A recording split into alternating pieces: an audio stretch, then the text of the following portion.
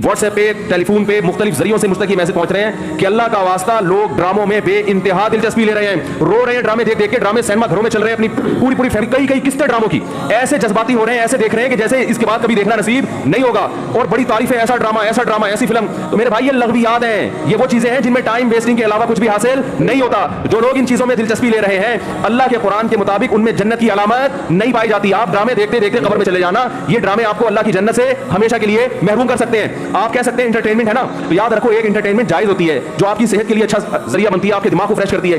एक इंटरटेनमेंट वो होती है जो आपके जज्बात से खेला जा रहा हो और आपको गलत मैसेज दिए जा रहे हो। ड्रामों से, फिल्मों से आज तक कोई सीधे रास्ते पे नहीं चला। इन ड्रामों ने, इन फिल्मों में ने हमारे फैमिली सिस्टम को तबाह कर दिया है। सही बात है। कैसे कैसे ड्रामे दिखाए जा रहे हैं। तलाक देने के बाद बीवी उसी घर में रह रही है। आप बताओ, जब हमारी बच्चियां ये चीजें ड्रामों में देखेंगी तो तलाक का जो इस्लाम ने कॉन्सेप्ट दिया उसका वो तबाह हो जाएगा कि नहीं हो जाएगा। बार बार ड्रामों में हलाला दिखाया जा रहा है, हलाला। देखो क्या मैसेज जाएगा उन जवान लड़कियों और लड़कों को जो ये सब चीजें देख। मुझे एक बात बताओ, मेरे एक दफा बयान शुरू हुए, कुछ वक्त मैंने तलाक का जायज तरीका बयान किया था, इस्लाम में जायज तरीका किया है। मैंने 2-3 किस्तें रिकॉर्ड करवाई, कंप्लीट किया, उसके बाद 1 साल तक मौजूद नहीं छेड़ा। लोगों ने मुझे कहा दोबारा, मैंने कहा नहीं, क्योंकि एक चीज को जब बार बार लोग सुनते हैं, चाहे वो सही सेंस में भी सुने, उनकी नजर में वो चीज हल्की हो जाती है। मैंने कहा बार बार एक टॉपिक छेड़ूंगा तो ऐसा घर में तलाकें शुरू हो जाएं। समझ में आ रही है बात? ओ भाई, एक चीज किताब की हद है, शरीयत ने बता दी, एक दफा बता दी, बार बार उसी को, तो क्या होता है, आप एक चीज को बार बार जब सुनोगे, जो चीज इंसान बार बार सुनता है जबान पर, वो हल्की हो जाती है। मैंने कहा इससे घरों में तलाक का रेशो बढ़ने का खतरा कम नहीं होगा, एक चीज को बार बार रिपीट किया जाए। तो बताओ, ड्रामों में बार बार तलाक दिखाई जा रही है कि नहीं दिखाई जा रही है? फला की फटा हुआ, उसने उसको तलाक दे दी, डिवोर्स पेपर भेज दिया, वो तलाक दे, उसने वहां शादी कर ली, उधर तलाक ले ली, उधर आगे हलाला हो गया, फलाना हो गया, ढमकाना हो गया। जब ये चीजें घरों में चलेंगी, आपको कितना ही अच्छा ड्रामा लगे, तो याद रखो आपकी नस्लें तबाह हो जाएंगी। माएं बच्चियों को सिखाती थी, बेटा डोली जा रही है तो अब जनाजे की खटोली आएगी वापस। बताते थे नहीं बताते थे? हम तो बचपन में सुनते थे, भाई डोली जा रही है अब जनाजे की खटोली आएगी, तलाक लेके नहीं आना। हाँ, जहां जायज तलाक है हम तो कहते हैं कि वो जायज है, उसमें इतना जुल्म जायज नहीं है कि बच्ची को बेड़ा गर्क कर दिया फिर भी आप बुला दी। लेकिन उसूल तो यही है ना कि ये बुरी चीज है।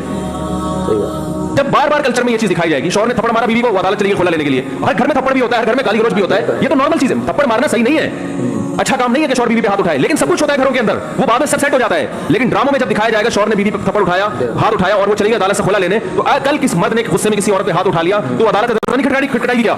उस थप्पड़ की तलाफी 100 दफा हो सकती है, मर्द मना सकता है, लेकिन अदालत से डिवोर्स होगी, उसकी तलाफी नहीं होगी।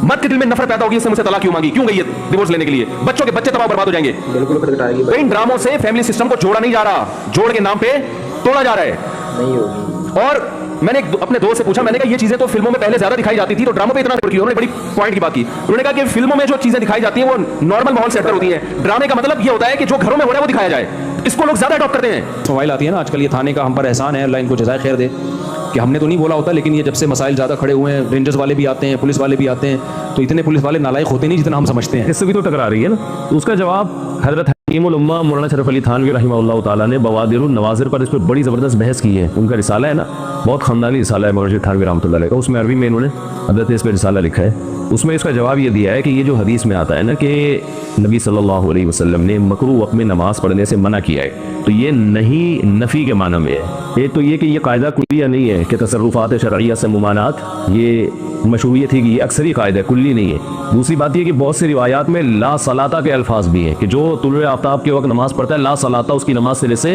होती नहीं है। तो अगरचे लाए नफ़ी जिन्स भी बाज़ दफ़ा मशरूइयत की नफ़ी के लिए होती है, सॉरी मशरूइयत की नफ़ी के लिए नहीं होती, कमाल की नफ़ी के लिए होती है।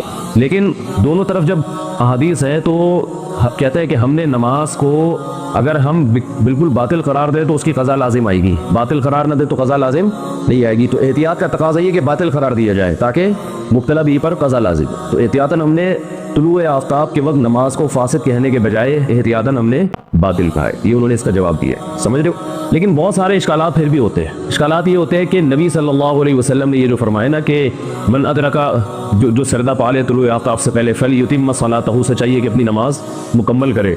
तो इस हदीस की कोई मज़ेदार तावील बनती नहीं है, तो साफ तौर पे हुक्म है ना कि कंप्लीट कर ले उसकी नमाज।